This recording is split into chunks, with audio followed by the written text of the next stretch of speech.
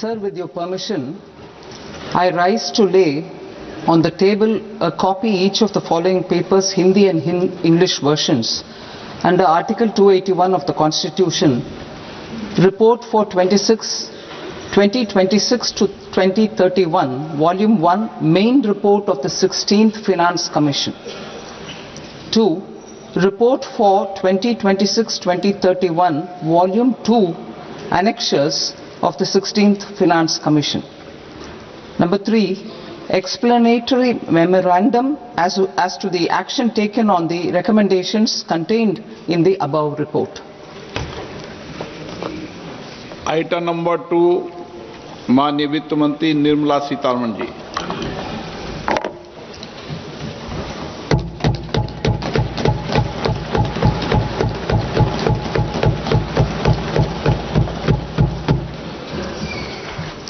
Honorable Speaker, sir, on the sacred occasion of Magh Purnima and the birth anniversary of Guru Ravidas, I present the budget for the year 2026-2027. Since we assumed office 12 years ago, India's economic trajectory has been marked by stability, fiscal discipline, sustained growth, and moderate inflation. This is the result of conscious choices we have made, even in times heightened uncertainty and disruption. Our government, led by Honorable Prime Minister Modi, has decisively and consistently chosen action over ambivalence, reform over rhetoric, and people over populism. We have pursued far-reaching structural reforms, fiscal prudence and monetary stability, whilst maintaining a strong thrust on public investment. Keeping Atmanirbharta as a lodestar, we have built domestic manufacturing capacity, energy security, and reduced critical import dependencies. Simultaneously, we have ensured that citizens benefit from every action of the government, undertaking reforms to support employment generation, agricultural productivity, household purchasing power, and universal services to people. These measures have delivered a high growth rate of around 7% and helped us make substantial strides in poverty reduction and improvement in the lives of our people. Today, we face an external environment in which trade and multilateralism are imperiled and access to resources and supply chains are disrupted. New technologies are transforming production systems while sharply increasing demands on water, energy, and critical minerals. India will continue to take confident steps towards Vikasit Bharat, balancing ambition with inclusion. As a growing economy with expanding trade and capital needs, India must also remain deeply integrated with global markets, exporting more and attracting stable long-term investment. As I begin Part A, I want to express my gratitude to the people for standing firmly with us as we forge our way together towards becoming one of the largest economies of the world.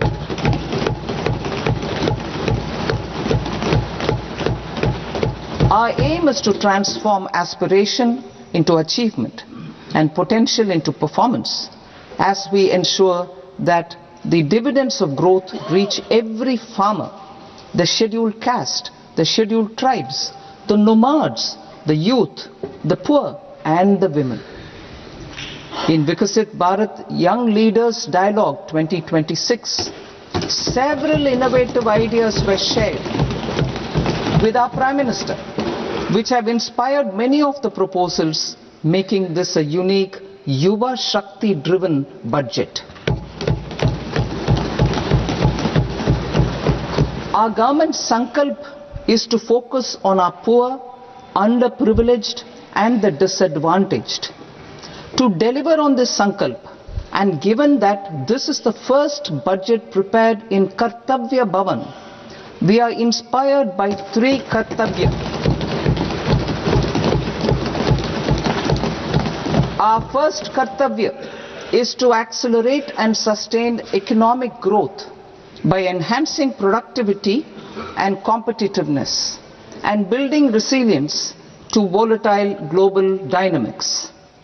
Our second kartavya is to fulfill aspirations of our people and build their capacity, making them strong partners in India's path to prosperity.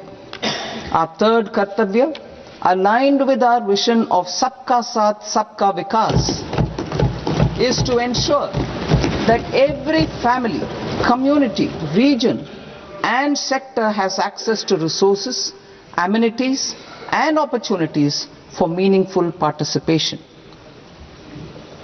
This threefold approach requires a supportive ecosystem.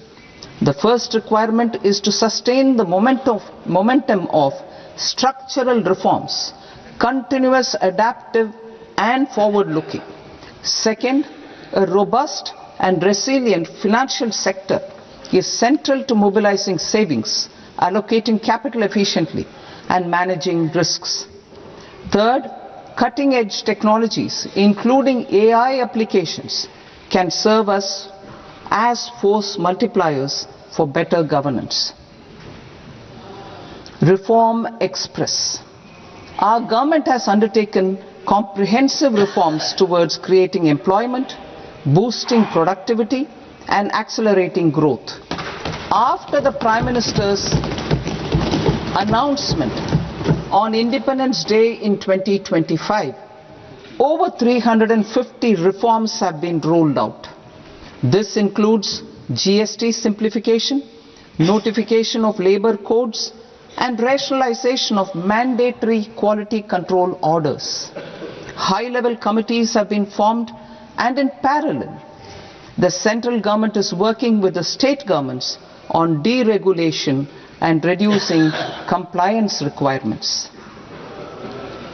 The Reform Express is well on its way and will maintain its momentum to help us fulfill our kartavya. I now move to specific proposals. Under our first kartavya, to accelerate and sustain economic growth, I propose interventions in 6 areas. 1. Scaling up manufacturing in 7 strategic and frontier sectors. 2. Rejuvenating legacy industrial sectors. 3. Creating champion MSMEs. 4. Delivering a powerful push for infrastructure. 5. Ensuring long-term security and stability. And 6. Developing city economic regions. Scaling up of manufacturing in 7 strategic and frontier sectors. Biopharma Shakti, meaning biopharma strategy for health advancement through knowledge, technology and innovation. India's disease burden is observed to be shifting towards non-communicable diseases like diabetes, cancer and autoimmune disorders. Biologic medicines are key to longevity and quality of life at affordable costs. To develop India as a global biopharma manufacturing hub,